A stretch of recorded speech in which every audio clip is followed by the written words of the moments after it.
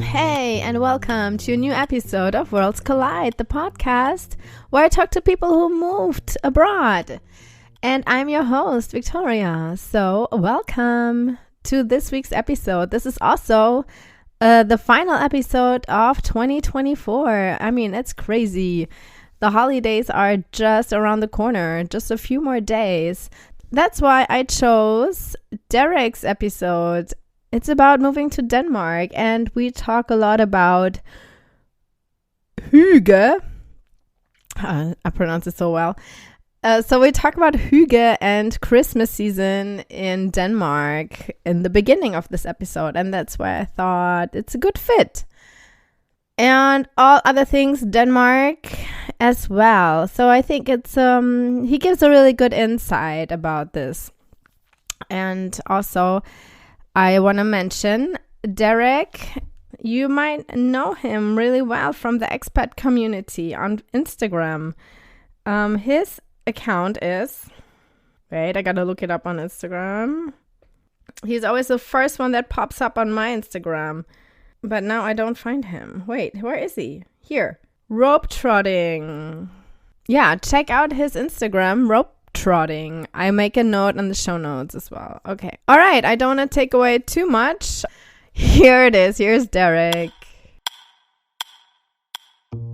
My guest today is Derek. Hey, how are you? Good. Thanks for having me. Yeah, no, I'm thrilled that you're here.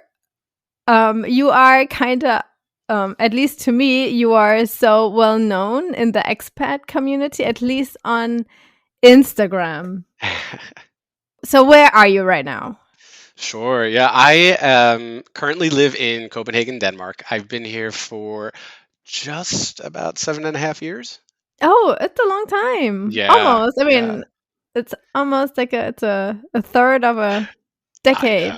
I know. Crazy. Yeah, I think sometimes like, oh yeah, it's like for some reason like 10 years seems like a very long time. So inches closer to that, I'm always thinking like, oh boy, yeah, this is really has been here. I have been here a long time, you know. Why did you decide to move to Denmark?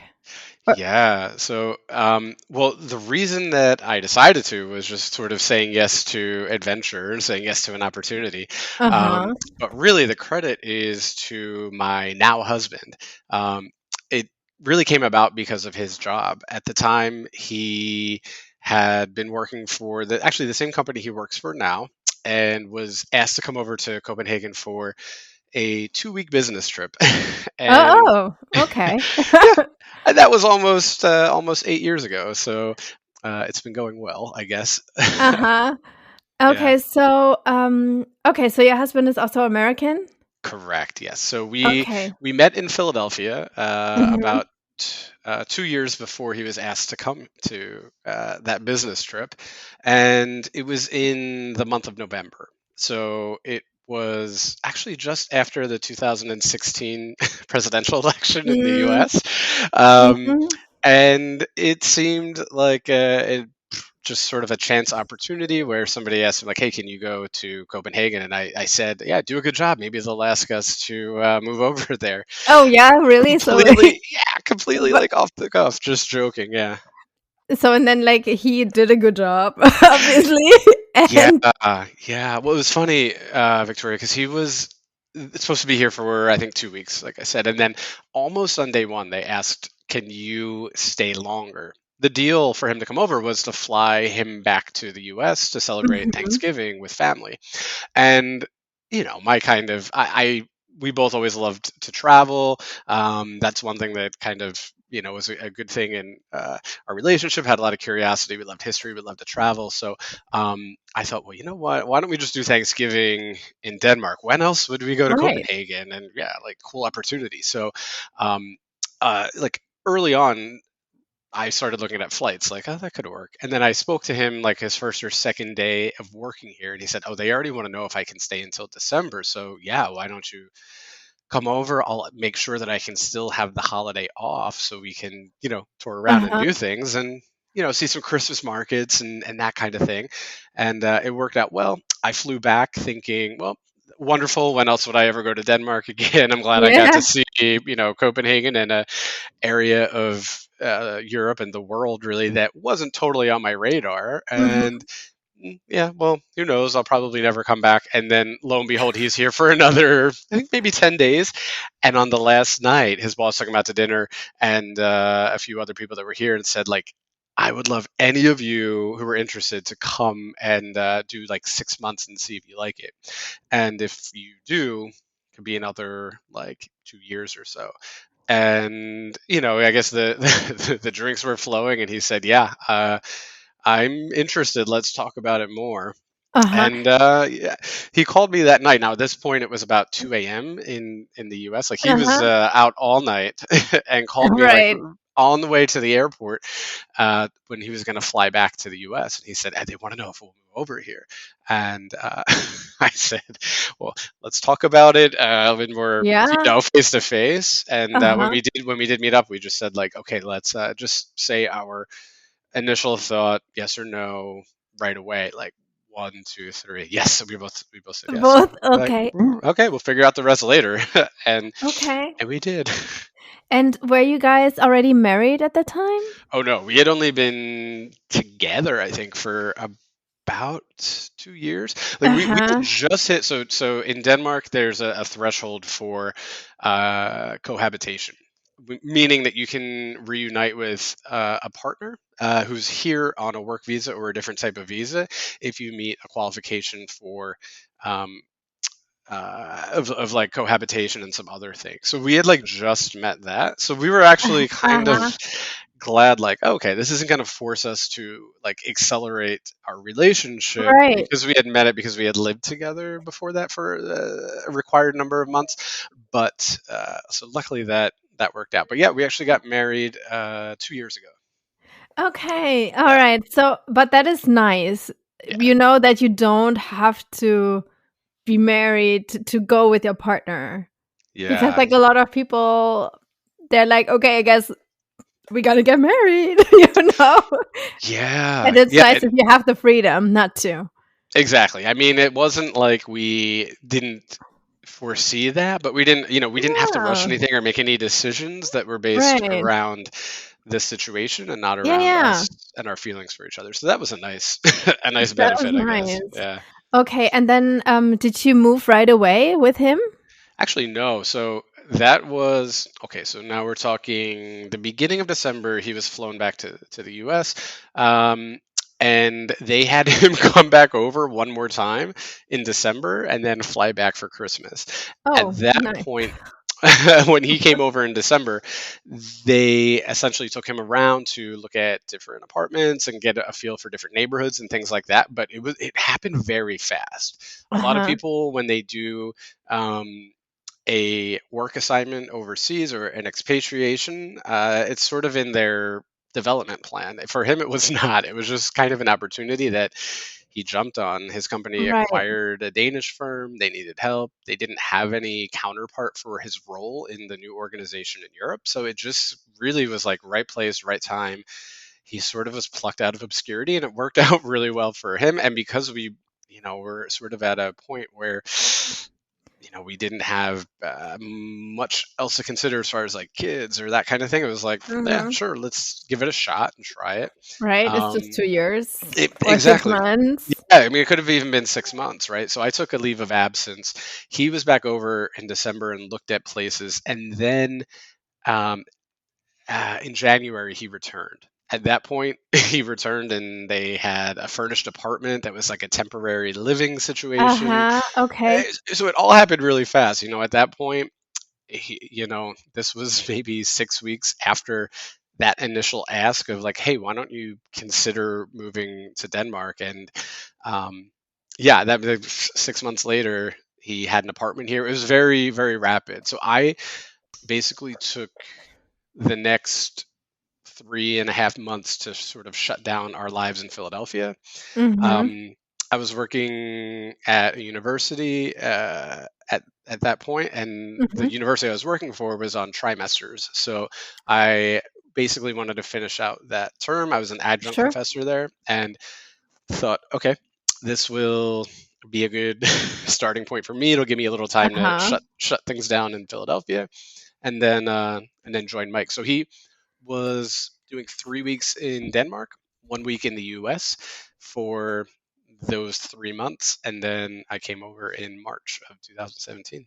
Okay, so you came in March. It was not as dark anymore then? No, it's actually kind of funny. I think about it sometimes because I like to kind of do something for myself and sort of like honor that anniversary, I guess. Uh-huh. Um, and it's nice to sort of reflect on. And this past year, I don't know why it like hadn't hit me in other years, but I thought, wow, it's really funny. I moved like on the spring solstice. Like I moved Oh, you like on did. the day Uh-huh. or like right around like at, yeah, I should know. Uh-huh. I guess what maybe the 22nd of March is the solstice. I I should don't know know this. when Or it no, sorry, is. not the solstice, rather.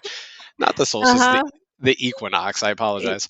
Oh, it's okay. It's Right? okay. So it's like the spring equinox, I guess, is when I moved over, and I thought this was probably not the best time strategically because at this point the days are just getting longer, and in the Nordics, it's kind of a region that's famous for the long and dark winters, Hmm. and I'm thinking, oh, the days are just getting longer and not so bad. I'll be fine. I'll be able to do this. And then Yeah. the following winter, I realized what a difference it was from when I first Yeah. arrived. But Yeah, when you came just for the few days in November, were you not aware of it? oh, I was aware. I think I was also jet lagged, and it was Uh-huh. something that I don't think I would do now, but I think I don't know. I even have some friends in the US that do it, but like that would fly across, the Atlantic, or like that would do a transcontinental flight for like 5 days. I think I was here. I, Okay. so Yeah. I don't Oh, think it yeah, was. yeah. That's what you mean. Yes. Yeah, I don't think I realized like, okay, is it jet lag? Is it whatever? It definitely seemed like an earlier sunset. Like I could tell it was dark earlier, but Hmm. I was sort of on like weird time zones. I probably woke up at a different time than normal, so it just all felt very off. Okay.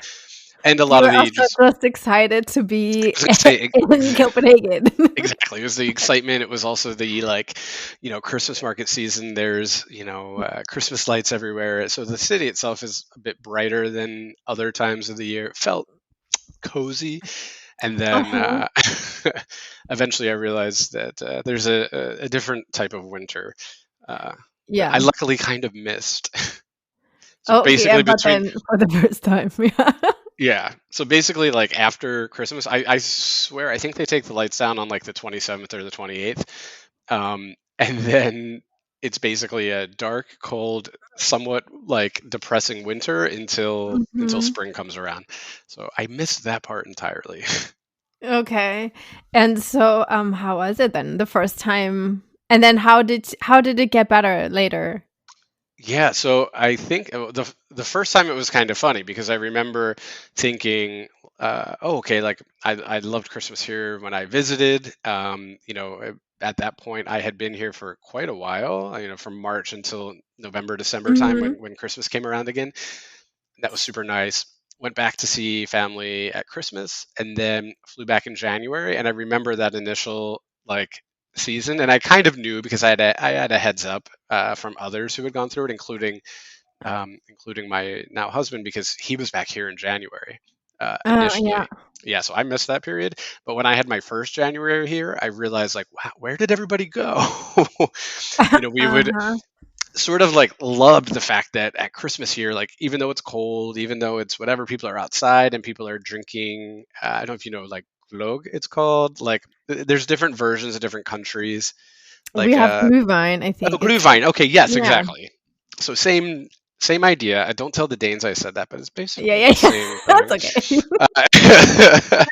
Uh, but they'll be very.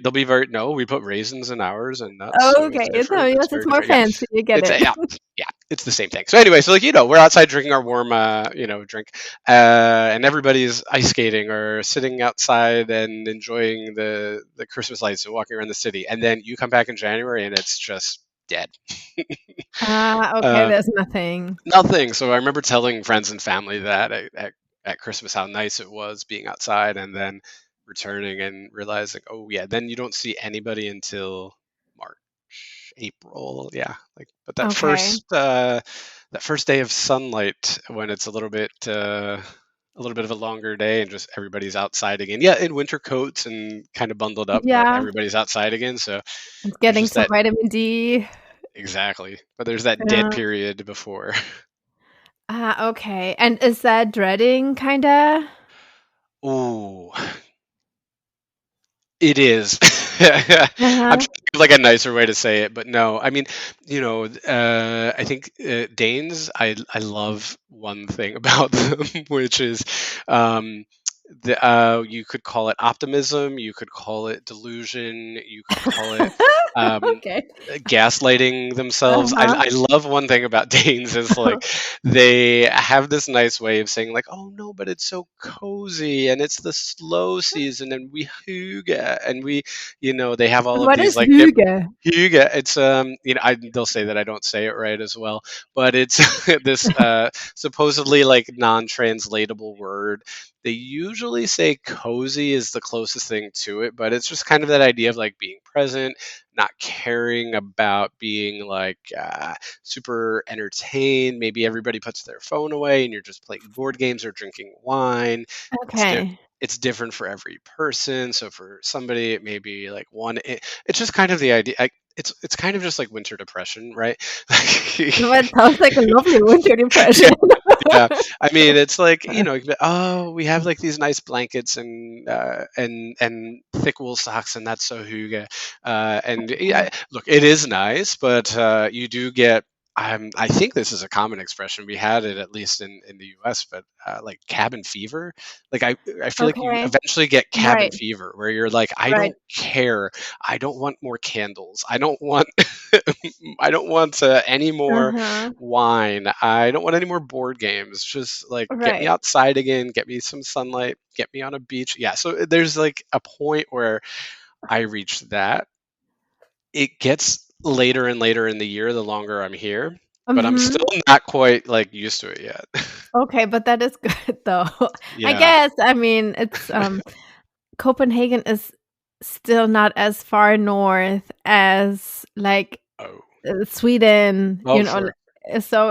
they're like people have it worse. Oh yeah, oh no, yeah, it can be worse. Yeah, whenever I do make content about something like that, people always say like, "Oh, but in where I am in Stavanger, Norway, it's." I'm like, yeah, that's fine, but just let But me yeah, complain a little bit, all right? yeah, yeah. It's Uh-huh. therapeutic. No, it is. I think one thing that I realize is just even though we're not in the farthest northern part of Scandinavia. Like Europe itself is a lot farther north than North America. Like where I'm from Mhm. in Philadelphia, it's the northeast of the United States, but I think it's like at the same latitude as southern Spain, which you Is wouldn't it? think so. Yeah, like climate Yeah. wise, like it's Yeah. close to like the latitude of Madrid, I think. So like climate wise, you wouldn't necessarily pair those two, but it is like No, so. not This at is like a all. much farther north than I've ever lived. And the longer days, as nice as they are, that was more of an adjustment for me than the dark winter. Oh, is it? But I think I've heard that from other people too. It's harder to sleep. mhm. Um, Okay. and that kind of thing. So yeah, that can be a little bit more. That was more of an adjustment for me. It still is an adjustment. I'm still not quite used to it. Okay, a stupid question though. Sure. Do the apartments don't have blinds? They they don't usually have them built in, but Uh-huh. Okay. you go and buy them, and like a lot of Danes will say like, "Oh, just go get blackout shades," and okay, they don't always work. Yeah, yeah, yeah. It's I know. There's it's always strip like around the something outside. coming. Exactly. Yeah. And I mean, the sun rises quite early. Like it Oh, starts to mhm. get light and day sort of starts to break. I don't know when the official sunrise might be. I mean, it may still be like, I don't know, maybe like 4 a.m. or something, but like For it starts to like, the light you see on the horizon and it's like, I mean, if you get up at 3 to maybe use the toilet or something and you're like, okay, well now I'm awake because it's hard yeah, for, yeah, I know. and many Danes will say like, "Oh, it's like I sleep with no curtains at all," and I'm like, "Oh, I didn't grow up with this, Mhm. so it's just one of those things that um, is is still difficult for me. Like biologically, I'm not used to or whatever. Like I don't know, Yeah. I'm just not I'm not used to it or adjusted to it, but." I mean, it's such a little thing, but it's just funny. Every summer, I still kind of go through it. We had it. So we were in Denmark last year in summer for vacation, and so my son was always up at night because he was hungry. Right. So we got up at like 4 and we could watch the sunset. Yeah. The sunrise. Or the The sunrise. sunrise. Yeah. Yes. Yeah.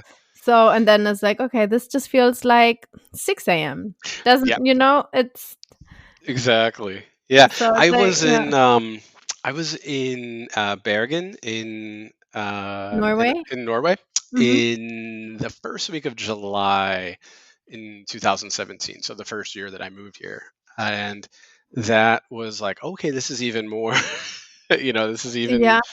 even more sunlight. So that yeah, but it's just something I'm not quite used to. I don't know that I ever really will be, but it's part of it, Okay. it's Oh, that's part of it. Yeah. it is it is what it is. And as much as I joke about, the Danes sort of like excusing these like I mean, yeah, it's just there's probably things about the US that would make them like, "Oh my gosh, I can't believe you would ever like Right, right. go through this." And it's It is just what it it's is. part of the fun, right? It's part of the adventure. And Yeah.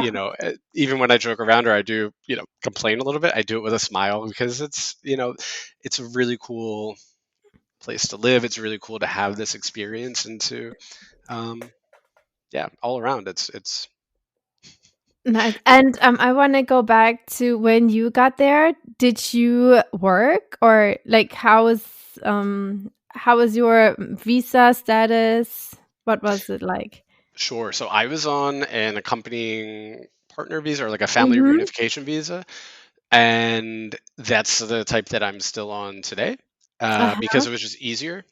The Mhm. Danish immigration laws are uh, maybe better to call them anti-immigration laws. Um, are tough to work around. Ah, okay. I don't know that. I wouldn't say that Danes themselves are necessarily unwelcoming to immigration, but the laws and the politicians that have put them in Okay. place certainly are. Huh. Um, so that's something that I think people are often surprised Yeah, me too right about now. Denmark. Yeah. Because I always Um, think it's such a progressive country.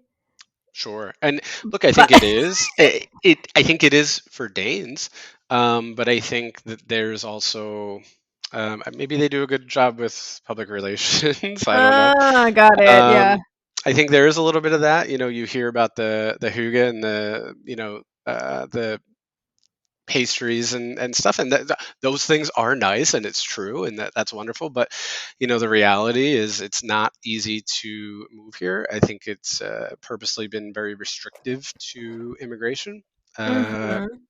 especially I would say since the Syrian refugee crisis, Oh, got it. and I think even before that at a few other points in history. I think I think like in a lot of places in the world, it's very easy to have different parties from different sides of the political spectrum sort of Mhm. fixate on immigration. And that certainly happened here in Denmark, particularly around the time that I moved here. Okay. Shortly after I moved here, there was a politician who had a cake to celebrate the 50th immigration law restriction that she put in place. So like that was a very like, oh, I maybe didn't know Right. about this before I moved here, Right. and I Uh-huh. found out like, oh, some like politician in the Ministry of Immigration is celebrating making it harder for me to live and Right. stay here with my partner who's here to Right. work. This is not what you want. Yeah, This that is didn't I feel mean, great. come on, you don't need to celebrate about this. I mean, it's I certainly understand how those sorts of things happen. Um, Mm. I sometimes, though, think there's a little bit of rose-colored glasses about the sort of experience of Mhm. being an immigrant in a Yeah. country. And Yeah. there's so many wonderful things about Denmark, but that's a tough one, and that's a reality that I don't Okay. think everybody is aware of, and Uh-huh. I think Danes sort of excuse Oh, and don't okay. like having these conversations. But Mm, it's the reality. okay. Okay, let's still go back when you But got going there. back, yeah. So So a bit of a did tangent, you yeah. were you able to work when you got there? So when I arrived in March, I had already filled out the paperwork. Of course, moving for a job, we had some assistance from the company that my then partner, now husband, works for. We had some assistance to get the paperwork in order, so it was Okay. ready when I arrived. I just had to go and get biometrics, fingerprints, and photos Mhm. taken, and then they began to process it. So that was in Mhm. March. I was given my CPR number, so basically my registration number. I was Yeah. like kind of officially in the system by June. So that Oh, actually okay. That wasn't took too some long. time. Yeah. Mm. I have some friends who I made around the same time that moved because they were married to Danes. And being married to a Danish citizen is actually a lot harder. And the processing Oh. time at that Oh, time was actually interesting. much longer. Yeah. It's a bit more, even more restrictive Oh, for wow. Danish I citizens. did not think that.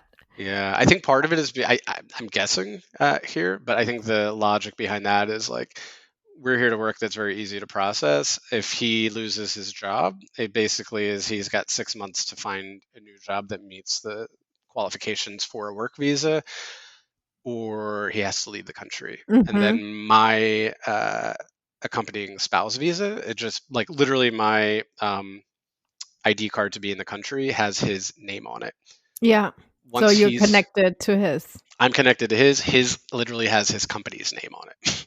Ah, okay. So So he's connected to the company. So right. you're connected to his job, Yes. So kinda. if Got it. either of those things change, then we have 6 months to leave Denmark Okay. or reapply for a different visa type. Okay, got it. And and did you how was it for you finding a job in Copenhagen? So it wasn't easy. Um, Uh-huh. but I went through a few. There was like one. I don't think the program exists anymore, but at the time when I moved, there was a program for people through the municipal government, through the Kommune, to apply, sorry, to get like some job training.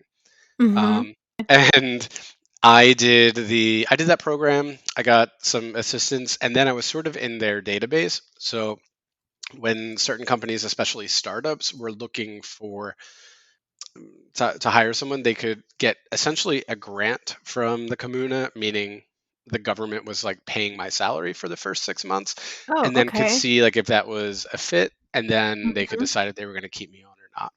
So I Mhm. worked for a startup through that program when I first arrived. It took me about a year to get that position, even with um, the training through the Kommune, and Mhm. then basically, I think a lot of people do end up working in startups when they move here because they're more apt to hire somebody who is a foreigner. I see. Um, How long was your that program for? so I want to say it was just like a 3 week sort of Ah, okay. like training. Short, I okay. think I want to say it was like twice a week, maybe 2 hour sessions or Ah, something like okay. that. Mhm. They helped with like getting your CV written correctly, or sort of like for the Danish job market, tips on sort of the networking process and sort of how the networking culture and the job search culture, as well as the office culture Uh-huh. and interviews, Okay. sort of go in like a Danish workplace. So kind of like got to pick up on those nuances and learn some of those tips and tricks, and then yeah, and then it was kind of like thrown out to apply. I did a lot of that on my own as well, and then I would occasionally get a call like, hey, we have somebody who is interested in candidates with your background, are you interested in Mhm. this job? And I'd go on a couple interviews, um, and then eventually I did find a job through that. I guess they probably would have kept anybody who completed that program in the system or kept their CVs on file. And I was lucky I got kind of matched with an Yeah. employer straight away. And Um, how would you say the work environment is different in Denmark to the US?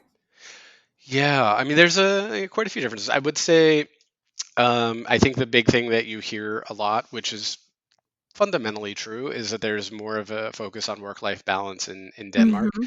But that's not always the case. I feel like the U.S. is a little behind there, but things are getting better in a lot of workplaces. I think especially as people in the younger generations, having a millennial manager is probably a bit different in the US than having somebody from an older generation be a manager. Mm-hmm. So as like generations are moving up into leadership, I do think things are improving a bit in the US. And I think Mm-hmm. post COVID, uh, from what my friends are telling me, there's a lot more of that Mm-hmm. flexibility in order to attract people. Um, I notice that it's a bit more of a flat management style in Denmark, very What known does for that being mean? that there's like almost no hierarchy.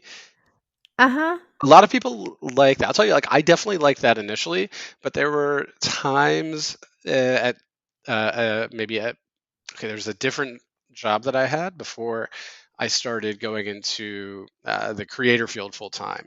My most recent job before I uh, started this like sort of creator journey full time about 2 years ago.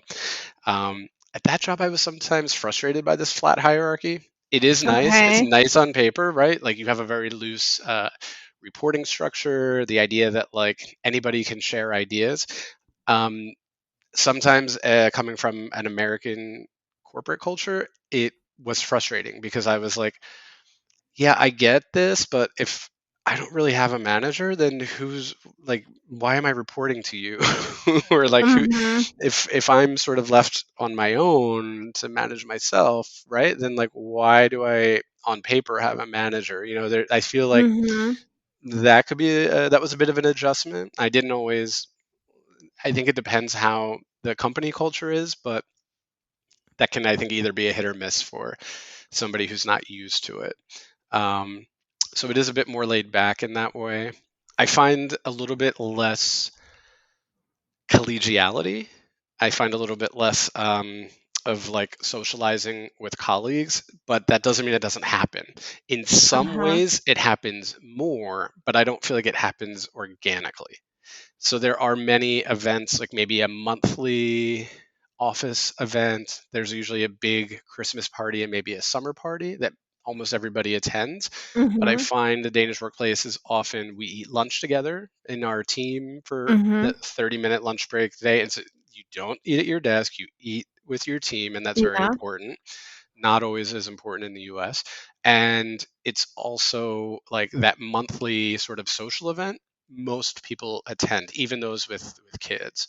Um, Uh-huh. I find that when Danes have and not just Danes, when people living in Denmark, whether they're Uh-huh. Danish or international, um, sort of have the school aged kids and that kind of thing, it's like the shift focus to basically being on a very similar schedule. Mm-hmm. um, Okay. People start work a little bit earlier because they want to be there for pickup. Yeah. Maybe they alternate. So maybe, if they have pickup this week, then they're leaving the office at 3, but they come in a bit earlier and they're sort of Mm-hmm. trusted to do that. That's a really nice thing. Okay. And you don't, one thing that's different in the US, I think, is that colleagues would probably, how do I say it politely? Can I curse?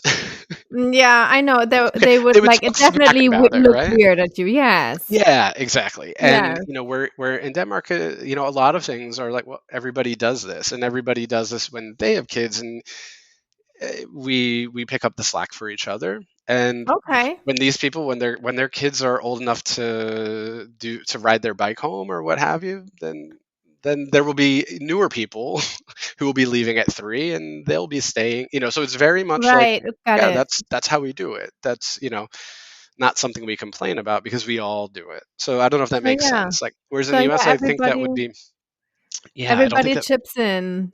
exactly. Yeah. So, yeah. So again, like, I don't find any of these things like right or wrong or better or worse. It's just some things that were different, and um, for the most part, I think are pretty are pretty nice. Mm-hmm. I was saying the social thing. I do sort of miss in the U.S. I think it was much more common to do like sort of like these organic social events where perhaps there would be maybe a monthly breakfast or something at work where everybody would eat breakfast together on a Friday and then go to work, but you would have sort of organic, like, oh, Stacy is leaving to go to another company, so we're going to have a happy hour on a Friday, and Uh-huh. everybody's going to go. Did you hear about this? Oh yeah, make sure you tell the people on your team we're all going to meet at whatever bar after work or something like that. It's sort of more internal and more of a like workplace thing when that happens in Denmark, which is Mm-hmm. also very nice. It's just a different way of doing it, and yeah, so it's familiar, but it's sort of more structured. It's more scheduled. It's more like planned by the company rather than organic for the people Okay. that work there. And when you first got there, was there something culturally that stuck out to you, like in terms of was very different? There's there's definitely a lot of things. I think I didn't realize necessarily that Americans have sort of this reputation, and I definitely see now where it is true in many ways, even about myself, even still with this much time in, that we're a bit more outgoing and we're a bit more like eager to talk to somebody, even if we don't know Uh-huh. them very well. We're very comfortable Right. in like social settings, knowing that Mhm. it's only going to be a temporary Yeah, yeah. friendship, or knowing that it may be, you know, talking to somebody or getting to know somebody, and that may not go into like a long lasting or long term friendship. Mm-hmm. Um, whether it's somebody, you know, at a networking event or a cocktail party, or even just, you know, somebody. Yeah, we're quick to meet somebody, say like on a sports team or a club that we're doing, and then like immediately say like, oh, why don't we get a coffee, or why don't we do something on the But weekend. yeah, yeah, I find that Danes, and I've heard that this is pretty true across Scandinavia, that Danes tend to be a bit more reserved in that way. Um, it's a also I've heard it described as like not only are they like a bit uncomfortable with it, but it's also a bit of modesty. It's a bit of like, yeah. Mm-hmm. why would you want to have a coffee with me? We don't know each other that well. So it's a Okay. bit of understanding where it comes from. I think it even goes back to some of the schooling and the way that like our school systems are a bit different. So I think that there's a lot to, but once you sort of understand it, it sort of unlocks the reason why we just kind of socialize a little bit differently. Uh-huh. But did you eventually make Danish friends? Just took a little bit longer, or are you more still like in the expat community? Definitely a little bit of both. A lot of the Danes that I'm friends with are Danish friends who have either lived abroad before, or they're Danish friends who have a partner who is international or foreign. Okay. Which I think maybe for both scenarios, they're just a little more comfortable in English. They're a little more comfortable having friends that are from a different culture, Uh-huh. and they're a little sensitive to, you know, sort of what people in the expat, international immigrant, whatever term you want to put on it, community are Mhm. going through. So, um, I find most of my Danish friends are sort of like that. I do think whether it's conscious or not, if I had to make a broad sweeping statement, I think Danes are much more comfortable hanging out with others from their own culture. Okay. Even though I think they are well traveled and curious people, they sort of revert back to what they know. And Got it. I don't fault them for that. Right, right. I wasn't walking around Philadelphia like seeking out people with different accents or whatever, you know, but I think coming from the US, I'm more used to a multicultural community. I come from a Mhm. bigger city, and even having friends from, you know, like the West Coast for me would be almost like an international, because I'm like, I mean, yeah, it's so far. what's 4 Oregon time like? zone. Come I on. don't know what Oregon is like. Yeah, tell like be Yeah. my friend. I want to know more about it, you know. Um so yeah, I think it's just something that I was, you know, so I think there's a lot of interesting cultural reasons behind that, but I sometimes I've gone back and forth where I'm like, no, you should learn Danish, seek out Danish friends, like join clubs and organizations. That's sort of like Mhm. the go-to. I think the Danish attitude, right or wrong, I don't really think it's either. It's just different. I think the Danish attitude is more like we don't owe you anything. Like, I Okay. don't have to be your friend, but if I am going to be your friend, it's going to be because we do these activities together, like a club or a sport or something. And then over time, maybe, and I'm talking like maybe like a year, we'll Got form it. some kind of friendship outside of that. I think if you're an expat, or again, whatever language, I know some people get fired up by that word expat, Yeah. But when you but move there from you somewhere move to a different else, country, you may only be yeah. there, especially on a work assignment, for a year or 2 years. You're not necessarily going to have time to invest. You need to have a network. You need to have people around you. You need that social interaction. You need to find your Hmm. people. And I think for that reason, often it's not going to be Danes, at least initially, because they want longer to forge that friendship. Hmm. When you don't know anybody, you've got to make friends fast, and Yeah. that's probably going to mean that they're other internationals. You're going to go to different expat events, Right. and you're going to meet people that are also looking for friends. I Yeah. met a lot of people through Danish lessons because, of course, they were others like me who were moving to Denmark without much of a network from somewhere else in the non-Danish speaking world, which is basically the world. Yeah. Yeah. And they were eager to connect. So that was really nice. And that also felt familiar because it felt like, oh, here's people who are going to accept an invitation for a drink or for dinner or for Hmm. coffee or to come to a party without knowing me super well first. That's not really the way that Danes befriend people. But now that I've been here longer, I've learned that. I've learned to accept that. And I'm also comfortable, if you want to call it a bubble. I'm fine being in an expat bubble because I think that Danes also have a bubble too, and that's fine. Okay.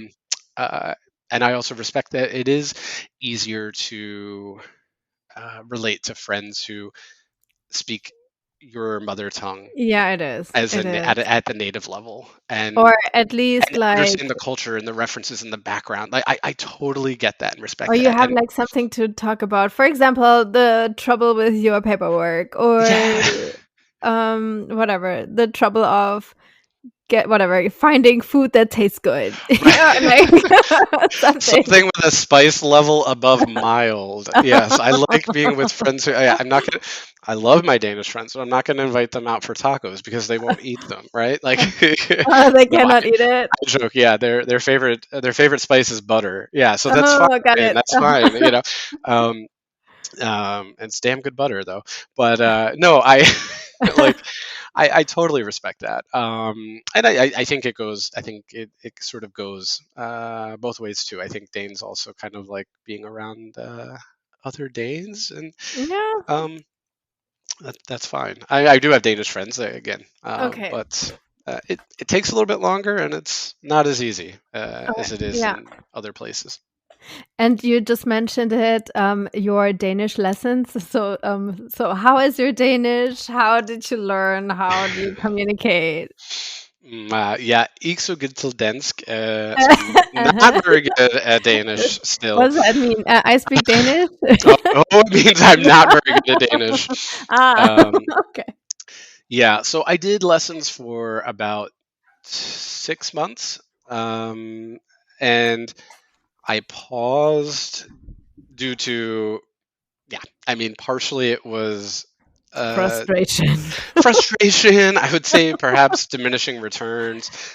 I think my friends who had the most success with Danish are the ones who get a private tutor and they don't necessarily go to Spril school or language school. The Okay. the ones who the ones who do the best are the ones who have the private tutor or the ones who are married to a Dane or maybe have a Danish Mhm. roommate who can get like that Right. direct and immediate feedback. Uh-huh.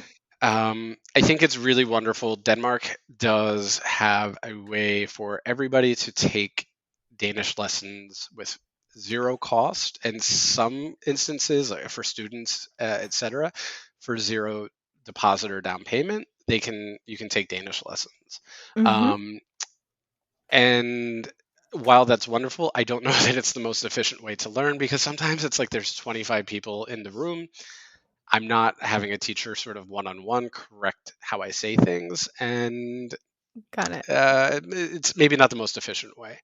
Um, I don't have any Danish family, I don't speak it for work. These are all excuses, but they're also reasons. So Okay. I don't have Danish family. I don't have anybody to correct me, and I don't have a huge urgent need to speak it Hmm. on a regular basis. And I know that that's privilege because Danes are very good at English. I know that's privilege because I come from an English speaking country and live in Copenhagen, where there's mostly English speakers Hmm.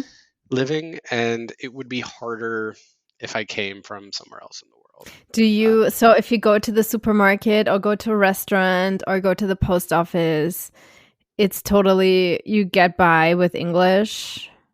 Or do you in almost every sometimes? case, yeah, in almost every Yeah. case.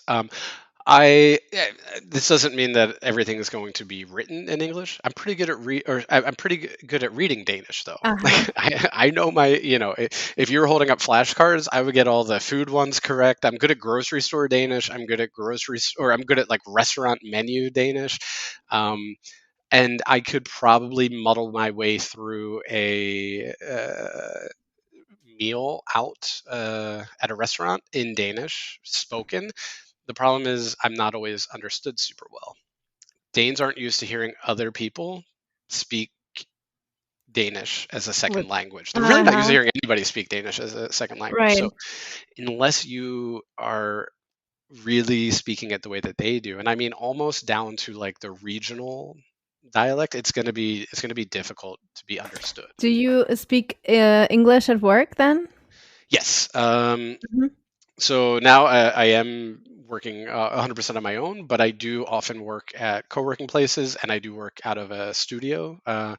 And when I'm in those places, the language is English. It's sort of a global, I guess, working environment, Uh-huh. and the language is English. My husband, same thing. His office is international, and it's always been English only. Okay.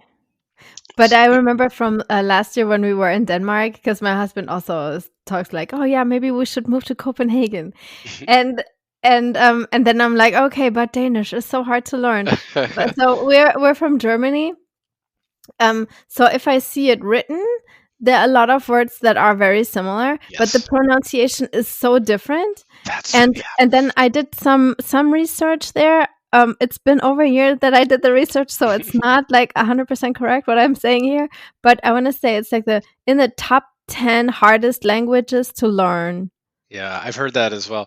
Even I think Danish kids, I think on average speak later Oh yeah. in their language development. So it's not just us adults. Even Okay. native Danish children begin speaking later because it's tough. It doesn't look. Nothing really is pronounced the way that it looks. So it's Yeah. very difficult. You almost can't read phonetically, and different letters have different sounds based on the letter that it precedes or follows.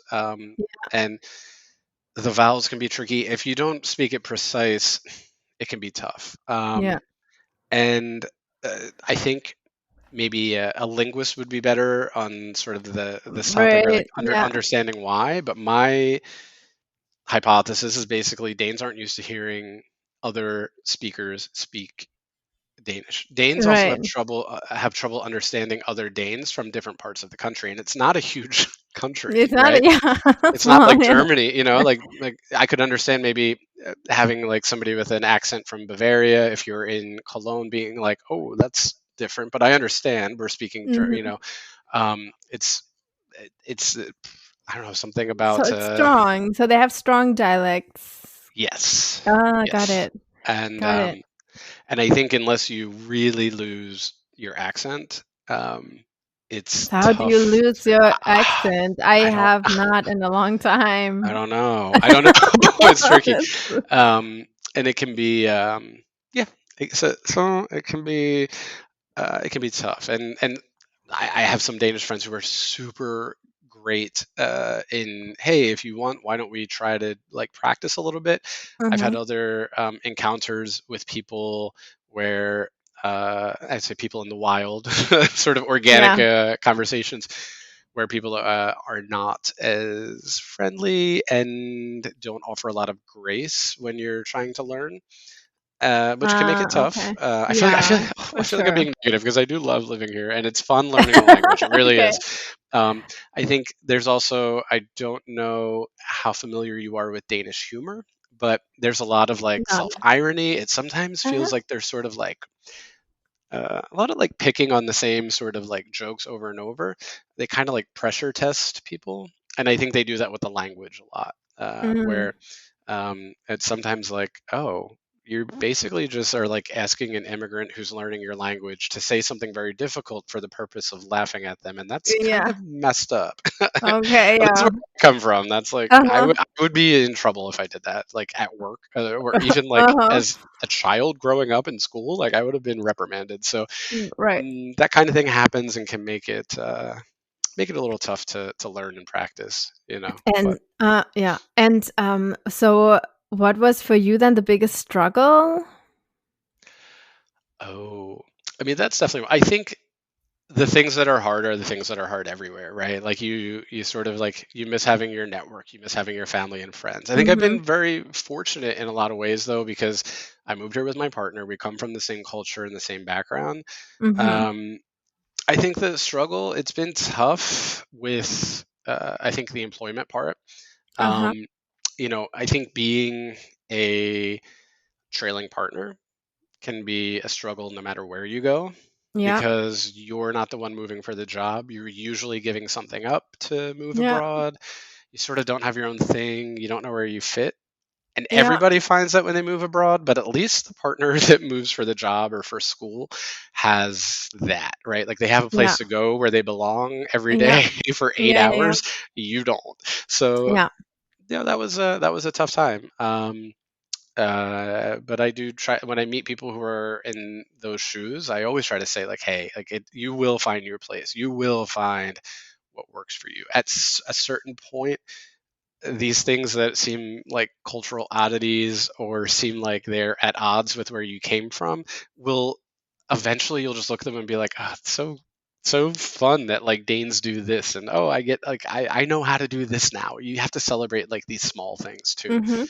Um, but yeah, there's a lot of funny unwritten rules that can make it tough. But once you kind of get past that and you find your place and you figure out what you should be doing, Yeah. it's pretty nice. But that And was probably the biggest struggle. Yeah. okay. And what is it that you really like?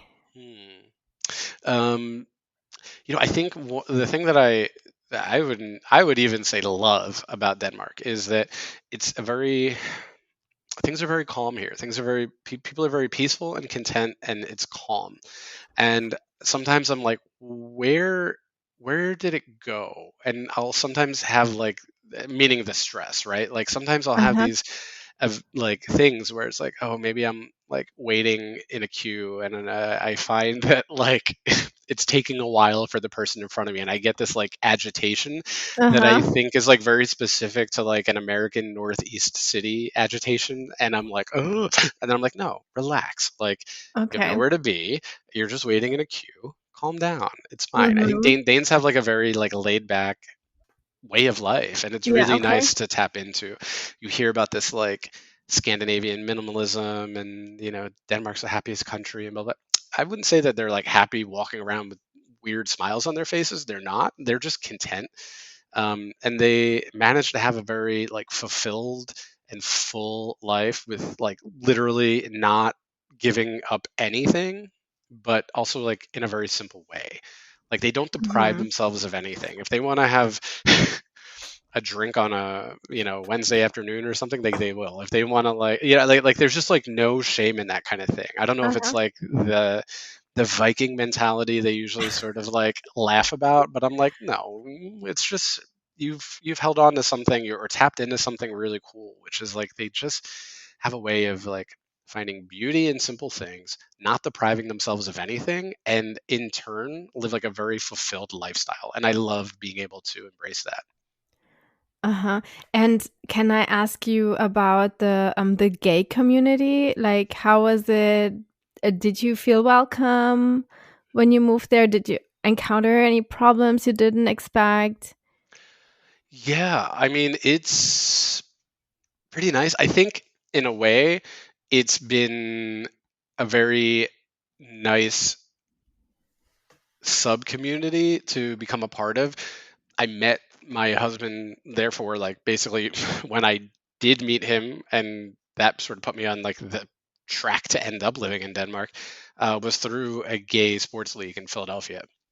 So Uh-huh. that's how we met. So we ended up joining a similar league here in Copenhagen when we moved here, and that's how we made a lot of our initial friends, especially a Mm-hmm. lot of our initial Danish friends. Um, and I think a community that understands what it's like to be an outsider and understand what it's like to be an other in the Mm-hmm. larger group, I think is more sympathetic and empathetic to what we go through as immigrants. So I can't say specifically that, like, oh yeah, I mean, it's been like so huge in my development here. But I do think that that's been a really nice um, group to be a part of, and to be open and open-minded to people Mm-hmm. from other places that live in Denmark. Because I mean, like for me, it's like when I think of Denmark, it was like one of the first countries that allowed gay marriage in Exactly. Europe, right? Because I remember that people from Germany went to Denmark to get married. So Yeah. I assume already, or I assume already that it's totally fine. You're not encountering any problems. People are really open about it. Yeah, so Denmark had the first same-sex union in Copenhagen City Hall in 1989.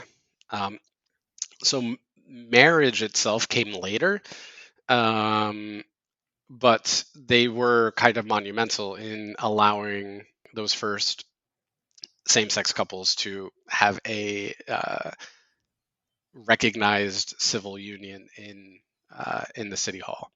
Mm-hmm. My husband and I actually got married in that same room, so Oh, nice. and that was part of the reason behind it. Um, Uh huh. so yeah, I do feel like Denmark is still kind of progressive and has that part of LGBT history. I do think, and I think if you spoke to some of the members of some of the boards in Denmark for LGBT rights and things like that, they would probably agree. Mm, there's a tendency to sort of rest on those laurels, and there's more that can be done, especially in terms of um, public perception isn't the same outside of Copenhagen as it is in Copenhagen. So I think I'm fortunate to live in the capital. Mm-hmm. But I think in more rural parts of Ulan, I think in different parts of um, really the whole country, that's not always the case. And I do have people Okay. write to me, especially when I will have people sometimes send me DMs or comment on content that I make around that to point out. And I think it's important that um, they've told me, hey, it's not like that everywhere. Or they'll say, like, hey, I'm a member of the trans community and I live outside of Copenhagen. And I'm glad that's your experience, but that is not my experience. Okay. Well, And so I think there is a bit of, yeah, it's like every big city. I mean, I say this all the time, and it probably is also a stereotype, but if you are in a big city, it's more normal. yeah, It's not like something special. So I you're don't feel like I treated. stand out here. Yeah, Yeah. exactly. I don't feel like I stand out in Copenhagen. It's I don't know accepted. that. Yeah, and again, I don't know. I think there's a difference between tolerance and acceptance. I think there's a difference between acceptance and embracing. You know, Mhm. and so I think that, like, is it tolerated in Denmark? Of course. I think the LGBT community, and again, I don't have experience as a trans the T I don't like speaking for, because I do think that there's more transphobia than homophobia. Uh-huh. I think I have a lot of privilege being a cisgender white man in a uh, European country and Northern European capital. So I Mhm. don't necessarily like to speak for the entire Right. community in that way, but Mhm. I think it's important that I at least acknowledge that it's not my experience, but I've had conversations with those from those communities, and they say, no, it's not the same experience you have. It's not as tolerated as it is for you, even in Copenhagen, but certainly outside of Copenhagen for members of, Okay. say, the trans community, or and sometimes even within probably the gay community as well. Okay. All right. Well, I'm glad I brought it up, and I'm Uh, glad you clarified it. yeah, I mean, I do think it's. Um, Don't get me wrong. I think it's super nice. But I think there's always more work to do. Yeah, there's always a yeah. risk of backsliding. Yeah. Um, Um, and do you okay? Change of change of subject. yeah, Do you like sorry. do you like licorice now? Oh no. No. Look, I've tried it. Dane'love. I think everybody does this. We love kind of like making people try stuff, and Right. I that's mean, like, oh, it's you're everywhere in the gonna ice cream. 100%. It's in ice cream. It's in I say this in like it's in toothpaste. I've mentioned that in content, and Danes will be like, "It's in toothpaste. That's not true." And like, I'll send them a link to like the toothpaste and be like, "Look, this is like the regular brand that's in all the stores. Like, they have a licorice version. Chewing gum, ice cream. It's they love it. It's not a taste for Yeah. me. Do you like Danish food? Because I mean, no, for like a lot of people, that when they think moving abroad, they move to a country where whatever they have great cuisine, but Yeah. Denmark is not that famous for it. I guess. Yeah. What I usually tell people is like, I think, okay. Uh, Don't move here for the food. no, I'm not. I won't hold back. No, I don't particularly like Danish food. It's a lot of meat and potatoes, and that's fine. I mean, they make it their certain way, or it's a lot of Uh-huh. like pork and potatoes with a parsley sauce is basically like the national dish. And I'm Yeah. like, parsley? Parsley? That's like a garnish in most countries. You made a whole sauce out of it, and that was. However, it's not bad. I've tried it. But if somebody was going to come here, say as a tourist or something like that, I wouldn't necessarily say go try the national dish. I think most Danes would even say like, yeah, that's not the best food, but that's our national dish. Okay. And it comes from different times when maybe they, Right. like that's Right. like what like grandma would make. The I think it goes without saying, some of the best restaurants in the world are in Denmark. I think it's the biggest Yes. concentration of Michelin star Right. restaurants. So I think Yes. the new Nordic cuisine is wonderful. I think there's a lot of really cool. I think Denmark's a really good breeding ground for a lot of culinary ventures, and a lot of them do come out of sort of that mold of Noma, the restaurant. Mm-hmm. Um, I guess and everybody knows it since the yeah, bear. yes, exactly. And depending on the ethics of that restaurant, like, however, I think the new Nordic concept is really fabulous, and I've had some very good meals here. There's some excellent meals, excellent Mhm. restaurants in Copenhagen and around Denmark that I think are worthy. I would say if you're going to come here, definitely get a new Nordic meal. And there's some places where you can find, like, say, a 3 or 5 course menu for like relatively the same price anywhere. Like, that's what I always recommend to people. Some really Mhm. cool like street food ventures and things like that. And of course the bakeries. I mean, the breads, the pastries. Mhm. That's wonderful. So I usually like steer people that way. Okay. And okay, so we're coming to an end, but I have like one last question. Sure. So what do you say to somebody who is thinking about making Denmark their next home? Like, what would you Um, recommend to them? oh, okay. So if somebody was moving here, I would want them to be prepared for a lot of wonderful times, to know that they're going to have like a really good lifestyle. You can have a really good life in Denmark.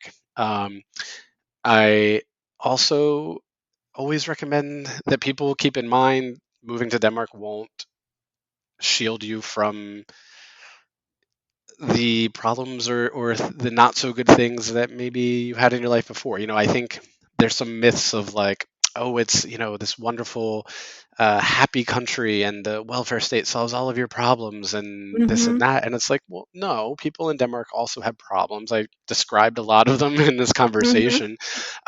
So come into it eyes wide open that this is a wonderful place to live. I love calling Denmark home. There's a lot of things that can be tough about it. These unwritten cultural rules and sort of how to break into um, friend groups, and they're somewhat protective of the culture, and that can be tough. The daylight, can sort of mess with you. So like you will have these things, but it is a wonderful place if you put in some of the work it takes to live here. It's so worth it. You get out what you put in, and I think it's you can have a really nice life here. Things can be very calm and nice and supported, but you do have to sort of do the work you do in everyday life, and it can be a really nice place to live. All right. All right. Well said. All right. Then thank you so much for the conversation. It was so Thank nice you. to meet you and to have you Yes, here. likewise. Wonderful. Thanks for the talk. Of course.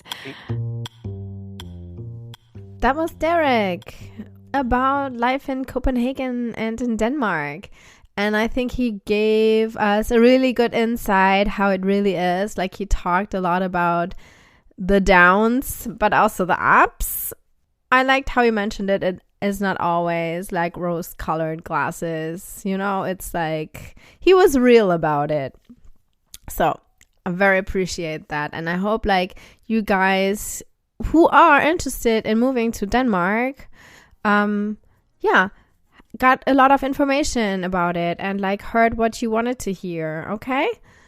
And that was it from Worlds Collide in 2024. I hope you have a great holiday season and also have a happy new year. And I will be back in early January. Until then, bye.